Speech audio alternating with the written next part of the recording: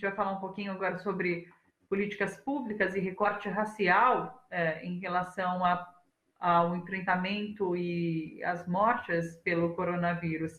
Olha só, a população mais vulnerável ao novo coronavírus no Brasil pode ser identificada pela cor da pele e pelo endereço. As desigualdades sociais históricas no país ficam evidentes nos números de mortos pela doença em hospitais. A informação de um estudo inédito realizado na Inglaterra pela Universidade de Cambridge, em parceria com a Universidade Federal do Espírito Santo. E esse estudo foi divulgado ontem. Pessoas pardas e negras, principalmente no norte e no nordeste do país, têm mais chance de morrer vítima da Covid-19. Cor de pele e endereços certos. A gente conversa agora com a Jéssica Tavares, que é formada em políticas públicas e é pesquisadora do Instituto Polis.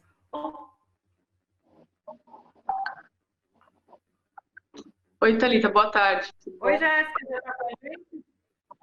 Tudo certo? Nos ouve? Perfeito? Tudo perfeito. Jéssica, você publicou recentemente uma coluna falando um pouquinho sobre a pandemia do coronavírus, e daí você diz, inclusive, isso, que a naturalização dos abismos entre as condições de vida não somente silencia o debate de raça no Brasil, mas também atrasa essa resposta para transformar boletins de mortes em políticas públicas. A gente não está discutindo políticas públicas atualmente, né, Jéssica? Isso. Só comentando um pouquinho sobre a chamada que você fez, Thalita, sobre a importância dessa pesquisa recém-lançada de Cambridge. Essa pesquisa, ela vem ela vem endossar uma reivindicação dos movimentos negros desde o início da pandemia e que também conversa com outras pesquisas desenvolvidas ao longo do isolamento, como, por exemplo, da PUC-Rio, que analisou 30 mil casos, dados de 30 mil casos de Covid-19 disponibilizados pelo Ministério da Saúde, e mesmo pesquisas desenvolvidas no Instituto Polis, que a gente ainda está desenvolvendo, que analisa a territorialização dos casos de Covid-19 por distrito aqui na cidade de São Paulo, e que mostram a cor, raça e o endereço das pessoas e que mais morrem pela Covid-19. Isso, por exemplo, na pesquisa da PUC-Rio, ela demonstra que 55% das pessoas negras contaminadas por Covid-19 vêm a falecer, em comparação com menos de 40% de pessoas brancas. Isso é bem importante, inclusive a centralidade dessa pesquisa de Cambridge, que ela desvela a complexidade da desigualdade. Então, assim, ela analisa, por exemplo, dados de escolaridade, pessoas com ensino superior têm menos chances de morrer de Covid, mesmo entre as pessoas negras. Isso é muito importante, porque isso falar sobre isso e se debruçar sobre esses dados para formular políticas públicas é central por três questões, assim, vou resumir bem grosseiramente em três questões. A primeira é que você produz diagnósticos, então é importante você compreender amplamente e se debruçar sobre esses dados, não só que as pessoas estão morrendo, quem são as pessoas que estão morrendo, de que cor e raça elas são, onde elas moram, e segundo, você consegue ter um discurso e que vai contra tudo isso que está sendo esse desmonte de políticas públicas, a naturalização das desigualdades, esse discurso de meritocracia. Então, você tem subsídios para ir contra isso. E a terceira, se não mais importante, é você ter uma ação governamental com escala,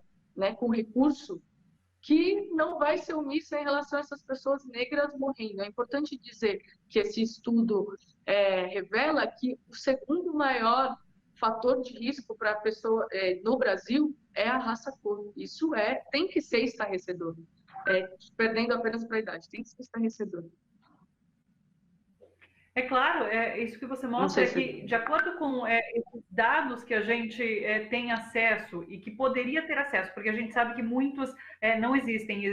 Por exemplo, eu sei que o movimento negro pediu esse recorte racial quando são tratados os números das mortes de Covid. Isso muitas vezes é negado, isso não é apresentado, esse recorte racial não é feito.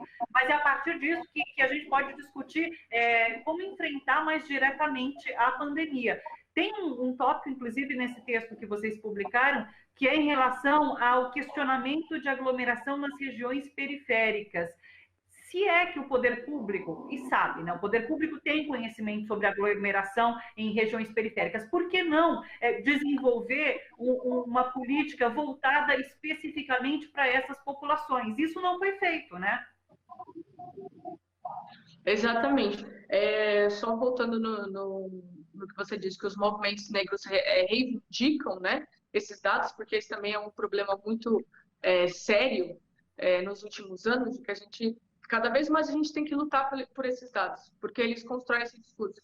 Então, por exemplo, um dado que é importante a gente dizer é que 67% das pessoas que dependem exclusivamente do SUS são pretas e pardas. Isso é importante, porque todas essas decisões que se tomam sobre flexibilização da quarentena, como que, em efeito dominó, isso recai sobre essas pessoas, né? E assim, a gente falou sobre essa questão das aglomerações, porque a gente tem que tomar muito cuidado com o que esses dados, quando a gente começa a territorializar esses dados, e começam a aparecer casos de que o problema é a periferia. O problema é a periferia porque as pessoas nas favelas e nas comunidades não ficam em casa, olha esse pessoal no fluxo.